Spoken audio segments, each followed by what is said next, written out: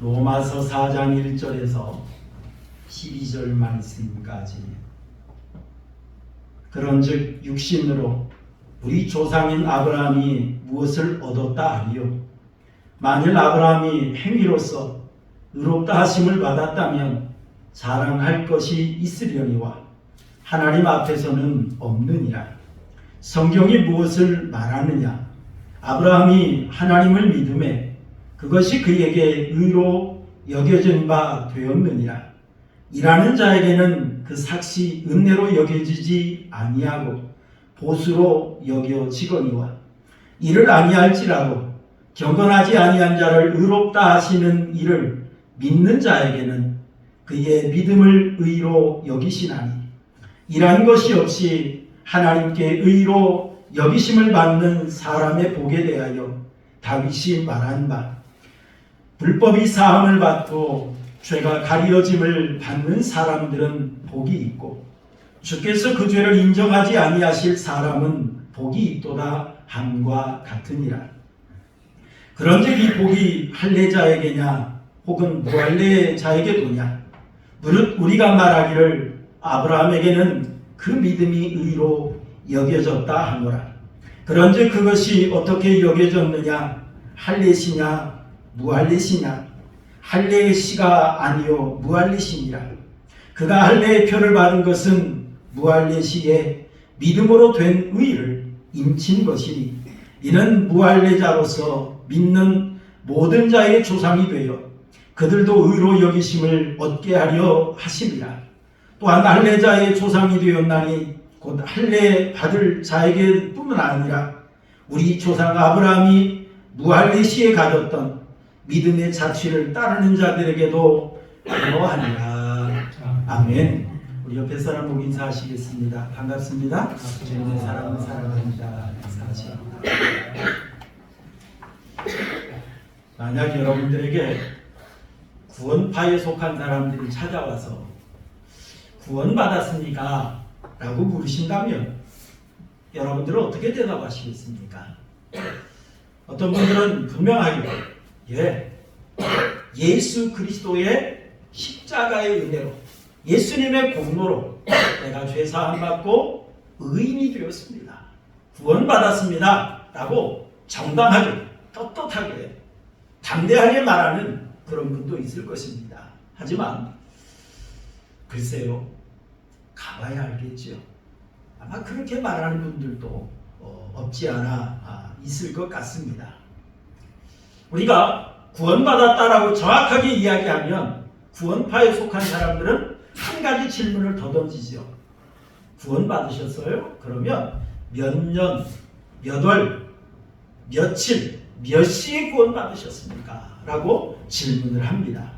자, 그러면 우리 대부분 우리 교회에서 정통적으로 신앙생활 하신 분들은 말문이 막혀요. 왜냐? 못 들어본 얘기고 못 들어본 이야기입니다. 성경 어디에도 너희가 구원을 받았으면 몇 년, 몇 월, 며칠, 몇 시에 이걸 확실히 알아야 구원받은 것이다 라고 말해주는 본문이 하나도 없어요. 왜냐하면 그들이 지어낸 얘기이기 때문에 그렇습니다. 그러면 우리가 못 들어본 얘기이기 때문에 우리가 주저하고 있을 때가 있습니다. 그래서 우리가 구원받았습니다 라고 하는 이 말을 당당하게 하지 못하는 그런 경우도 있어요. 그런데 또 한 가지 경우가 있습니다. 그게 뭐냐면 구원받은 것 같은데 나 자신의 모습을 보니까 뭔가 좀 부족해요. 나의 부족함을 보니까 자신감이 떨어져요. 그래서 내가 구원받았습니다 라고 당당하게 말하지 못하는 그런 경우가 있습니다. 여러분, 행함으로 구원받으십니까? 믿음으로 구원받으십니까? 여러분, 여러분들의 공로로 구원받으십니까? 아니면 예수 그리스도의 공로로 구원받으십니까? 우리는 믿음으로 구원받는 줄로 믿습니다. 우리는 예수님의 공로로 구원받게 되는 줄로 믿습니다. 그렇기 때문에 여러분, 나의 부족함이 발견된다 할지라도, 나의 연약함이 느껴진다 할지라도, 나의 죄가 깨달아진다 할지라도, 여러분 그것 때문에 나는 구원받지 못해 라고 여러분 부인하지 마시길 바랍니다. 나는 부족할지라도, 나는 죄가 있을지라도, 나는 연약할지라도 예수 그리스도의 보혈의 공로로 죄사함 받고 의인이 된다는 사실을 여러분 굳게 믿으시길 바랍니다. 오늘 본문의 말씀을 보면 바울 사도가 1장에서 3장까지 죄에 대해서 이야기했습니다. 이방인의 죄, 유대인의 죄, 그리고 모든 사람은 죄입니다. 의인은 없나니 하나도 없다. 이렇게 죄에 대해서 먼저 이야기를 했어요. 죄를 이야기한 것은 정죄하기 위한 것이 아니라 복음을 제시하기 위해서 바울은 죄에 대해서 먼저 이야기를 했습니다. 우리 지난주에 살펴봤던 말씀을 한번 읽어볼까요? 로마서 3장 22절 함께 보겠습니다. 로마서 3장 22절 시작. 곧 예수 그리스도를 뭐함으로 말미암아? 믿음으로 말미암아 모든 믿는 자에게 미치는 하나님의 의인이 차별이 있다 없다? 없느니라. 여러분, 우리가 의롭게 되는 것은 믿음으로 말미암아, 곧 예수 그리스도의 십자가의 공로를 믿음으로 말미암아, 하나님의 은혜를 믿음으로 말미암아 의롭게 된다, 구원받는다 라고 하는 걸 분명히 하나님은 말씀해 주고 있습니다. 여러분, 이걸 우리는 신학적인 용어로 이신칭이라, 또 이신득의라 이렇게 말합니다. 우리가 믿음으로 말미암아 의롭다, 칭함을 받는다 이런 뜻이죠. 여러분, 이 이신칭의의 교리는 신약에만 있는 겁니까? 아닙니다. 구약에서도 발견해 볼 수가 있습니다. 그래서 오늘 본문에 바울 사도는 이 말씀을 통해서 하나님께서 택한 백성들을 구원하기 위해서 어떤 은혜를 베풀어 주셨는가 라고 하는 것을 분명하게 말씀하고 있습니다. 여러분, 유대인들은 자기 선조들이 율법을 행함으로 말미암아 구원받았다고 착각을 하고 있습니다. 그런 유대인들을 향해서 바울 사도는 두 사람의 예를 들어요. 율법 이전의 사람 아브라함과 율법 이후의 사람 다윗, 이 두 사람의 예를 들어서 이들이 행함으로 구원받은 것이 아니라 믿음으로 말미암아 구원받았다 라고 하는 것을 말씀해 주고 있는 걸 볼 수가 있어요. 여러분, 오늘 1절 한번 읽어볼까요? 1절 함께 보겠습니다. 시작. 그런즉 육신으로 우리 조상인 아브라함이 무엇을 얻었다 하리요? 라고 먼저 질문을 던집니다. 여러분, 우리 조상, 여기서 우리는 유대인들을 가리키는 겁니다. 넓게는 우리 그리스도인들을 가리킨다고 볼 수 있겠지요. 조상, 시족, 특히 믿음의 조상이라고 인정받았던 아브라함, 이 아브라함이 육신으로 무엇을 얻었다 하리요? 육신으로라고 하는 말은 어떤 뜻이냐면 인간의 노력이나 어떤 자랑거리, 업적, 그걸 가리키는 그런 말입니다.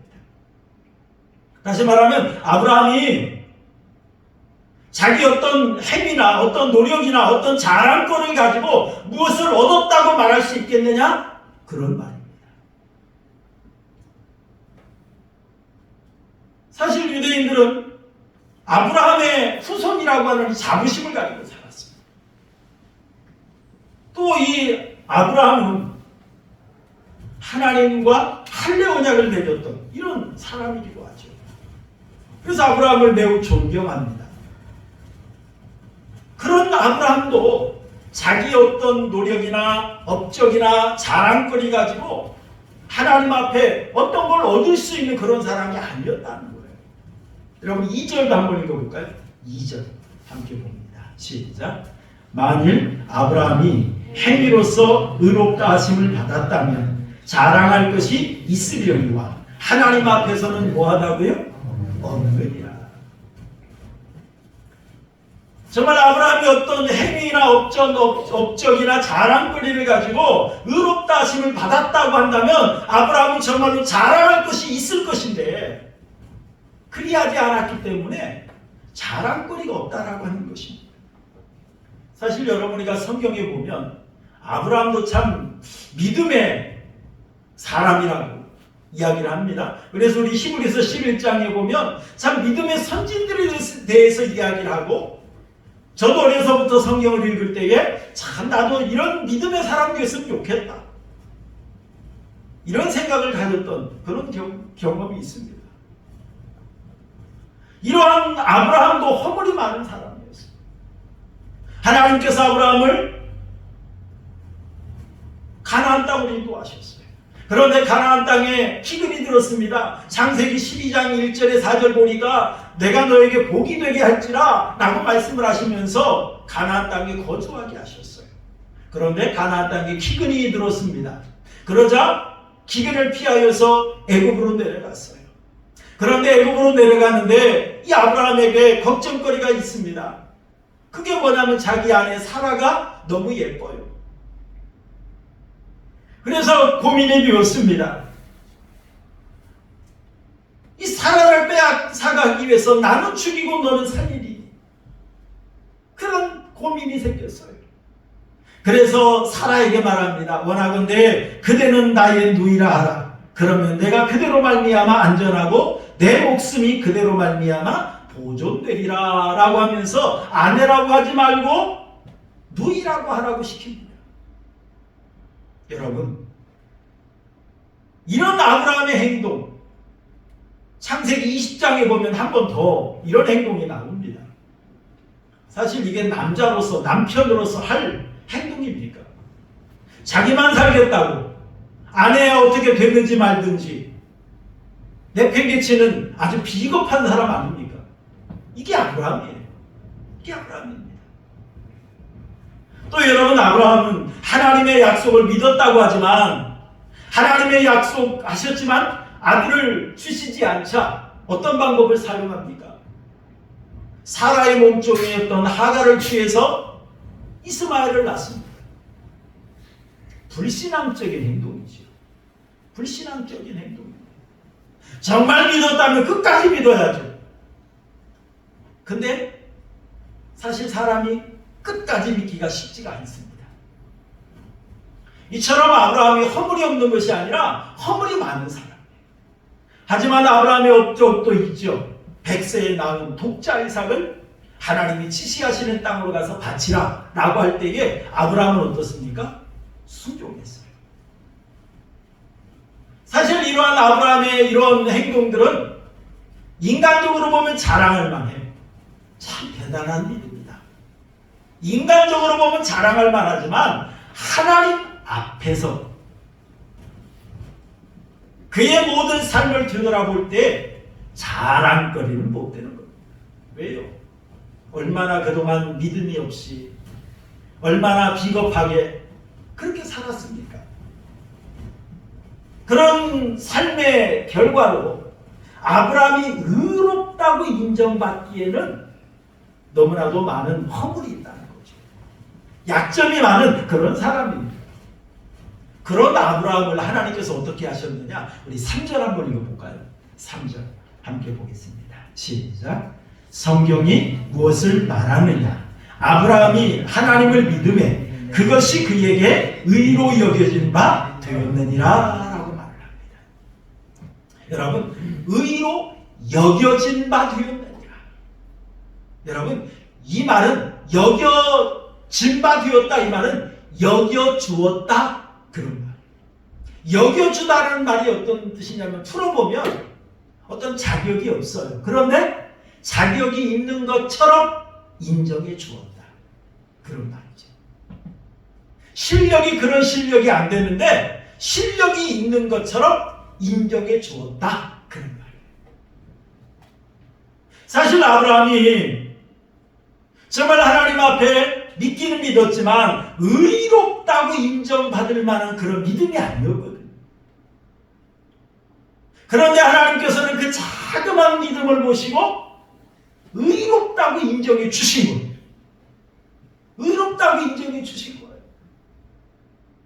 그러므로 여러분 아브라함이 의인이 된 것 자체가 하나님의 놀라운 은혜인 줄 믿으시길 바랍니다. 하나님의 은혜예요. 정말 아브라함의 믿음이 대단했느냐? 아닙니다. 여러분 아브라함이 하나님의 인도를 따라 가나안 땅에 왔습니다. 그리고 약 한 15년이 지났어요. 나이가 한 80세 되었습니다. 그런 상황에서 혈육이 하나도 없어요. 그때 아브라함이 하나님께 말합니다. 주께서 내게 씨를 주지 아니하셨으니 내 집에서 길린 자가 내 상속자가 될 것입니다. 라고 하나님 앞에 이야기합니다.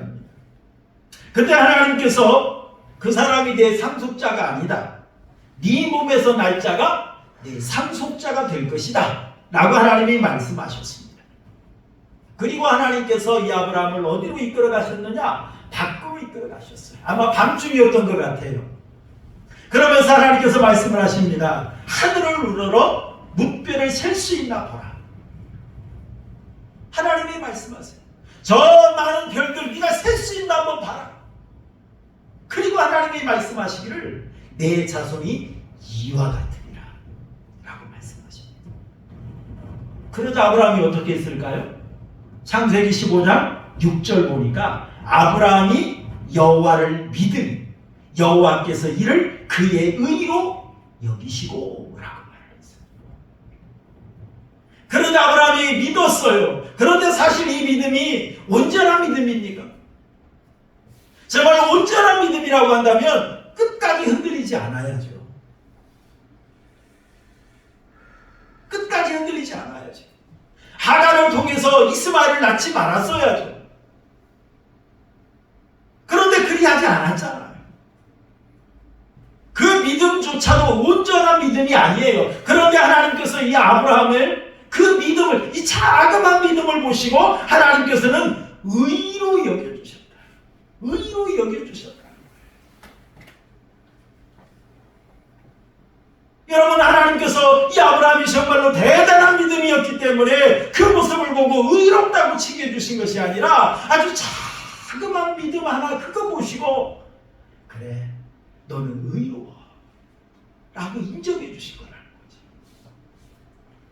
사실 여러분 아브라함은 할례를 행함으로 인하여 의롭다함을 받은 사람이 아닙니다. 왜냐하면 할례는 아브라함이 의롭다함을 믿음으로 의롭다함을 받은 후 지금 15장이잖아요. 창세기 15장에서 의롭다 인정받았잖아요. 17장에서 할례 언약을 맺는 걸 볼 수 있어요. 약 14년에서 15년 지난 후에 할례 언약을 맺었어요. 다시 말하면 이미 믿음으로 의롭다함을 얻은 후에 할례 언약을 맺은 겁니다. 그리고 여러분 아브라함이 율법을 행함으로 인하여 의롭다함을 얻은 사람이 아닙니다. 왜냐하면 아브라함이 죽은 후에 약 한 430년 후 하나님께서 모세를 통해서 시내산에서 주신 게 율법이에요. 다시 말하면 아브라함은 율법을 듣지도 보지도 못한 사람입니다. 아브라함이 율법을 행함으로 인하여 의롭다함을 인정받는 사람이 아니라는 거예요. 할례를 행함으로 인하여 의롭다함을 받은 것이 아니라 하나님의 약속을 믿음으로 말미암아 의롭다함을 얻은 사람이라는 것을 바울은 강조하고 있어요. 왜요? 하나님께서 우리를 구원하시는데 인간의 행함을 보지 아니하시거든요. 하나님께서는 믿음을 보시고 의롭다고 말씀해 주십니다. 그리고 두 번째로 이 바울은 한 사람의 예를 더 듭니다. 다윗의 예를 들어요. 아브라함은 율법 이전의 사람이죠.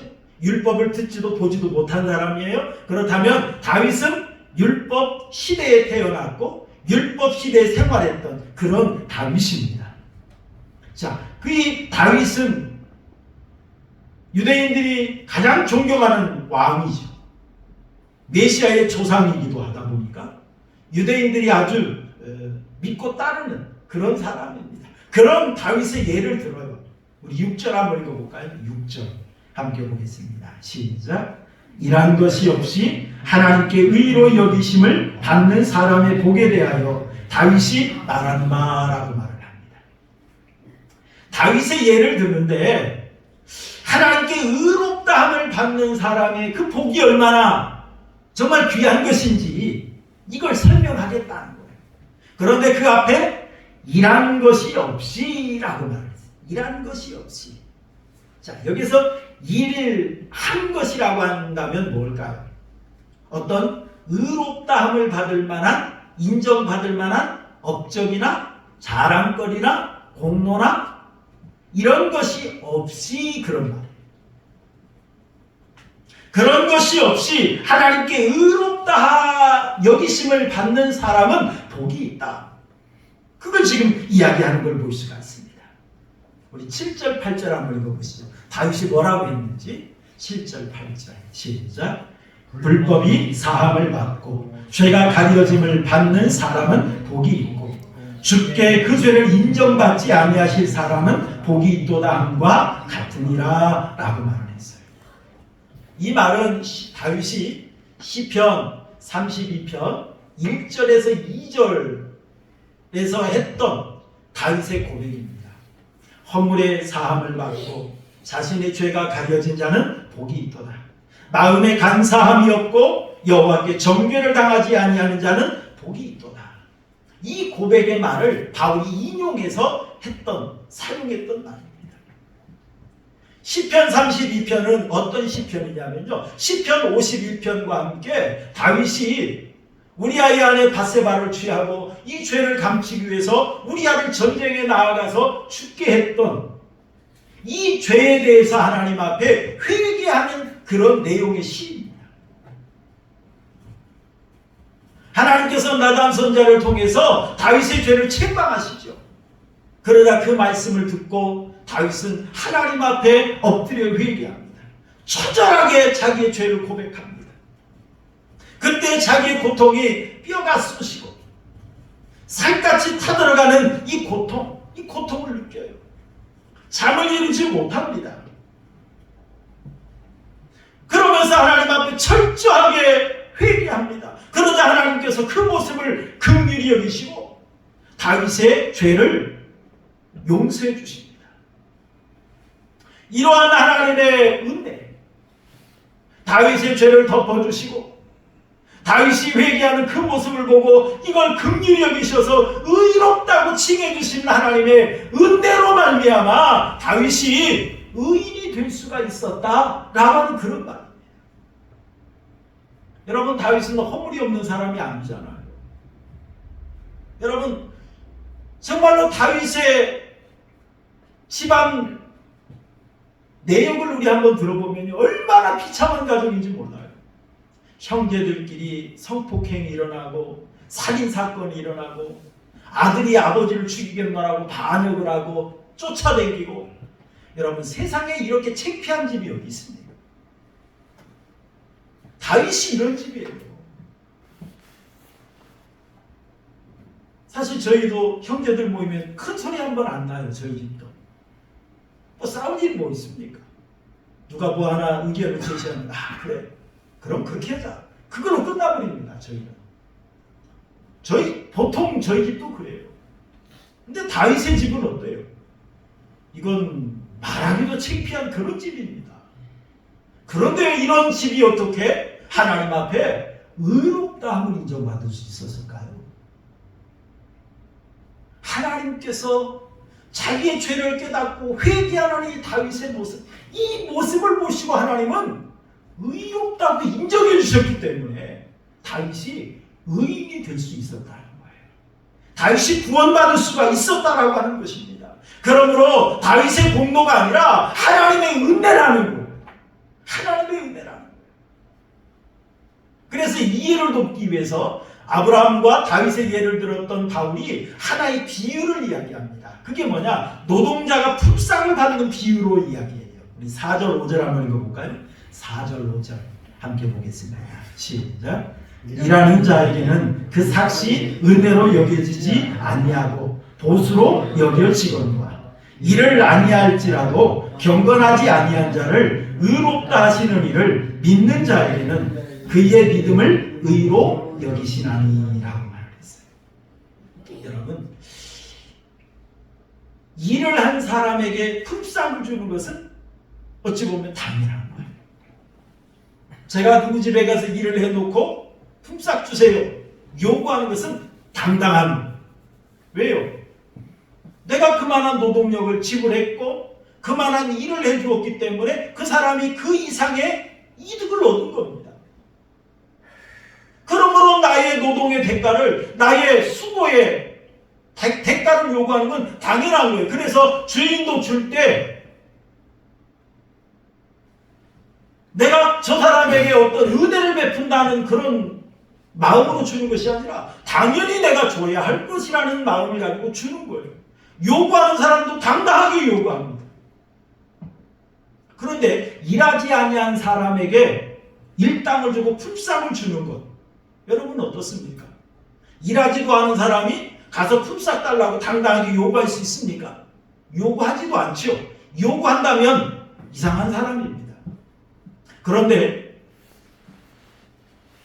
일하지도 않았는데 주인이 품삯을 줘요.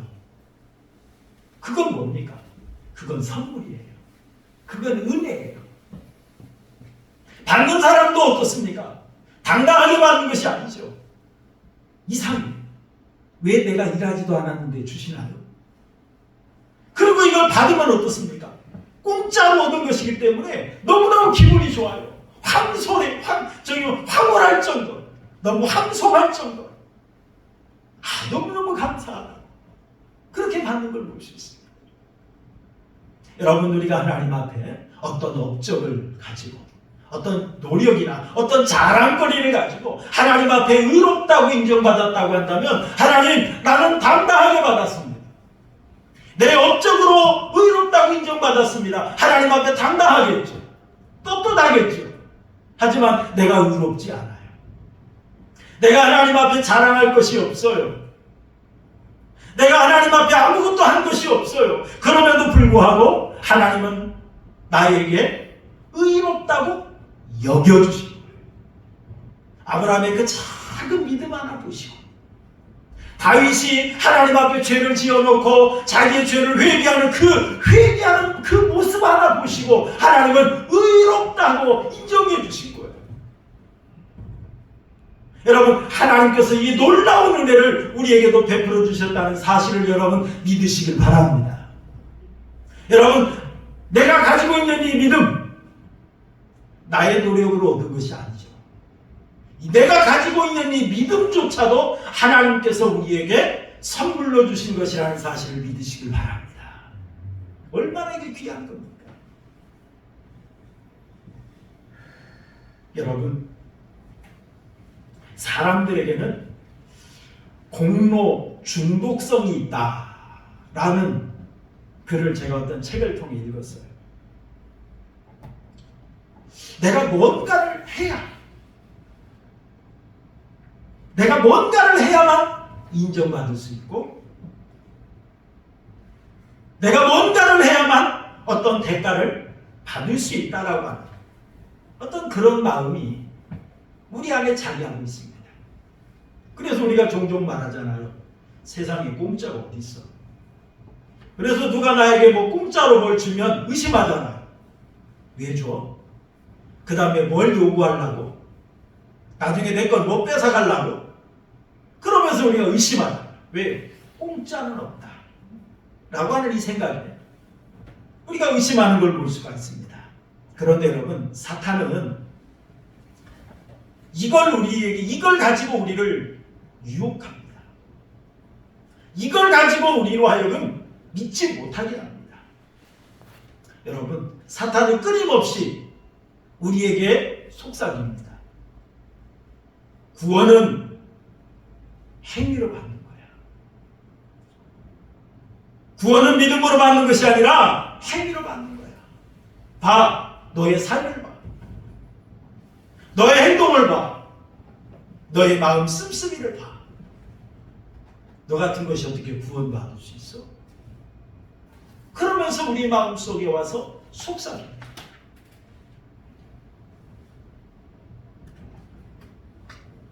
사탄은 우리 마음속에 자꾸 속삭입니다. 네가 범죄했기 때문에, 네가 그렇게 했기 때문에 하나님이 너를 싫어하시는 거야. 그렇기 때문에 하나님이 너에게 벌을 내린 거야. 그러면서 우리에게 속삭입니다.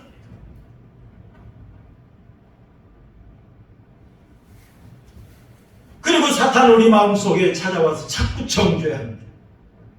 너 같은 것이 어떻게? 너 같은 것이 어떻게? 그뿐만이 아니죠. 내가 하나님 앞에 뭔가를 좀 한 것이 있다고 한다면, 내가 좀 잘한 것이 있다고 한다면 사탄은 어떻습니까? 그걸 자랑거리로 만들게 하죠. 교만하게 만들어. 그것 때문에 교만하게 만들죠. 혹이라도 누가 나를 인정해 주지 않으면 섭섭증이 들게 하죠.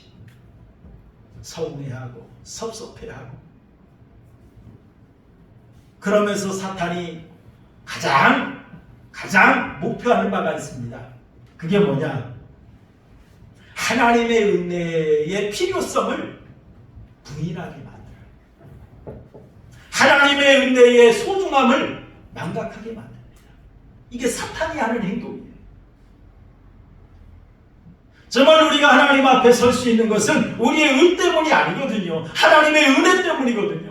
아브라함이 그 자그만 뭇별을 보고 하나님께서 내 자손이 이와 같이 많아질 것이다, 이걸 믿었다라고 하는 자그만 믿음, 그것도 온전하지 않아요. 얼마가 시간이 지나면 금세 흔들릴 수밖에 없는 그 연약한 그 믿음, 그 믿음을 보시고 하나님은 의롭다고 인정해 주시고, 다윗이 죄를 범하고 회개하는 그 모습 하나 보시고 하나님은 그 모습을 보고 의롭다고 인정해 주신 하나님의 그 은혜, 그 은혜를 우리가 잊어서는 안 돼요. 그 은혜로 말미암아 우리도 구원받았거든요. 그런데 사탄은 그 은혜를 잊어버리게 합니다. 그 은혜를 부인하게 만듭니다. 여러분, 우리는 하나님의 은혜로 구원받는 줄로 믿습니다. 하나님의 은혜로 구원받았어요. 여러분, 사탄에게 속지 마시길 바랍니다. 어떤 환자가 질병에 걸렸습니다. 그런데 그 환자에게 의사 선생님이 아무것도 하지 마세요. 가만히 있으세요. 그러면 나을 수 있습니다. 라고 말을 했더니 두 가지 반응을 보이더랍니다.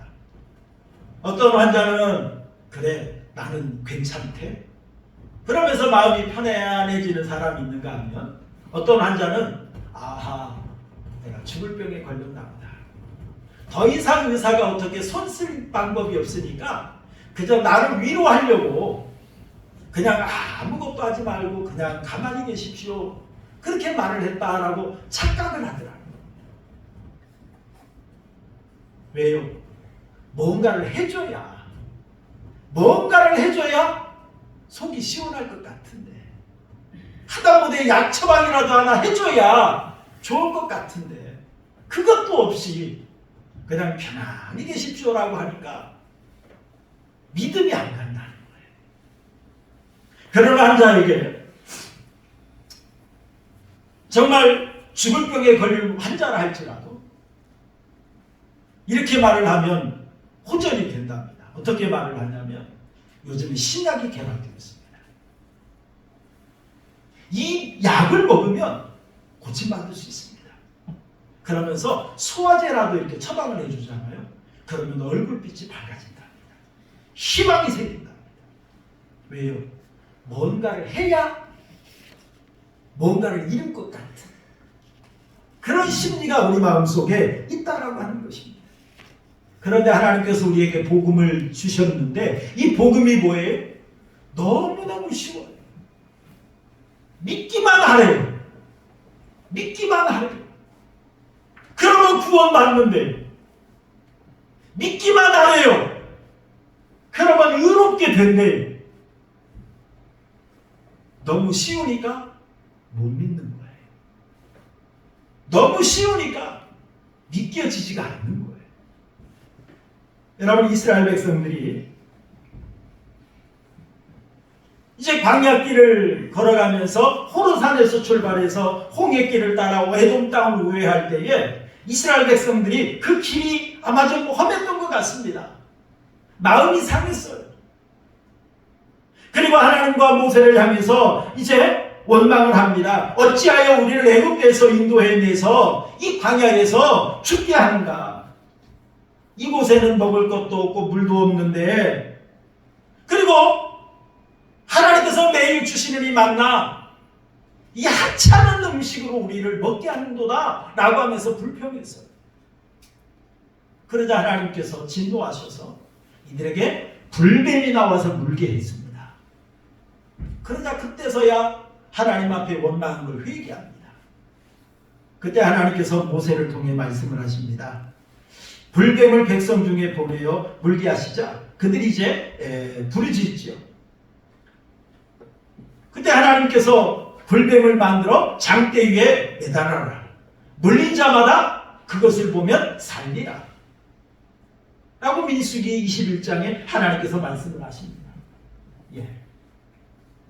그러다 모세가 놋뱀을 만들어 장대 위에 다니 뱀에 물린 자가 놋뱀을 쳐다본 줄 모두 살더라 라고 말했어요. 불뱀에 물려 죽어가는 자에게 해독제를 주사하거나 어떤 약이라도 발라주거나 그러면 좋을 텐데 하나님은 어떤 방법을 사용합니까? 불뱀 모양을 못으로 만들어서 장대 위에 높이 달라는 거예요. 그리고 그걸 바라보라는 거예요. 바라보는 자는 산다는 거예요. 인간적으로 보면 이게 말이 안 되죠. 너무 쉽잖아요. 그저 그냥 바라보라는 거예요. 그래서 믿겨지지 않은 사람은 바라보지 않았고 죽어갔습니다. 그러나 그 약속을 믿고 바라본 자는 살더라. 하나님께서 제시하시는 구원의 방법이 너무 쉬워요. 그러다 보니까 못 믿는 거예요. 안 믿는 거예요. 여러분, 열왕기하 5장에 보면 아람 군대에 나아만 장군이 있는데 나병이 걸렸습니다. 옛날에 문둥병이라고도 했죠. 이 나병에 걸렸어요. 그런데 이 이스라엘 땅에서 붙잡혀온 한 어린 소녀가 이야기합니다. 우리 주인이 사마리아에 계신 선지자 앞에 계셨더라면 좋았을 것을. 그 선지자가 그 나병을 고쳐줄 수 있을 텐데 그런 말을 합니다. 그러자 그 말을 듣고 이제 나아만이 이제 엘리사를 찾아갑니다. 이제 엘리사 선지자를 찾아갔는데 엘리사 선지자는 얼굴도 보여주지도 않고 속된 말로 콧배기도 보여주지 않고 사자를 보내서 말을 하기를 너는 요단강에 가서 몸을 7번 씻으라. 그러면 내 살이 회복되어 깨끗하게 되리라 라고 말을 했어요. 그때 나아만은 화가 났습니다.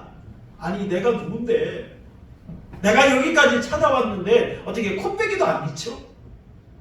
그리고 내가 나병에 걸렸는데 이 병을 고치려면 나와서 정말 안식기도를 해준다든지 그런 것이라도 해야 되는데 그저 말로만 이 요단강에서 몸을 7번 씻으라고 하니 기분이 나쁜 거예요. 뭔가를 해줄 줄 알았는데 콧배기도 안 보여줘요. 화가 났습니다. 그냥 돌아가려 했습니다. 그런데 신하들이 말합니다. 주인이요, 더 어려운 거 시켰으면 안 했을 것 같습니까? 그까짓 거 그렇게 쉬운 거 못합니까? 해봅시다. 그래서 요단강에 가서 몸을 7번 씻음으로 말미암아 고침받았어요. 나아만 장군이 왜 화냈습니까? 너무 쉬운 거 시키니까 화낸 거예요. 너무 쉬운 거 시키니까. 그래서 화를 낸 겁니다. 여러분, 싼 것이 비지떡이라는 말도 있죠. 그러나 여러분, 우리 하나님께서 우리를 구원하시는데 어려운 거 요구하지 않으셨습니다. 여러분, 만약에 정말 우리가 의롭다고 인정받고 구원받는데 서울대 들어갈 만한 실력이 있는 사람만 구원해 주신다. 그러면 저는 고백합니다. 저는 구원 못 받습니다. 저는 구원 못 받아요. 구원받으려면 10억 정도의 재산을 바쳐라. 그래도 저는 구원 못 받습니다. 구원받으려면 주일 예배 단 한 번도 빠져서도 안 된다. 여러분 구원받을 수 있는 사람이 있을까요? 여러분 구원받으려면 성철 스님처럼 몇 년 동안 늙지도 않고 그런 고행을 해야 된다. 여러분 네팔이나 저런 가보면 오체투지라는 게 있죠.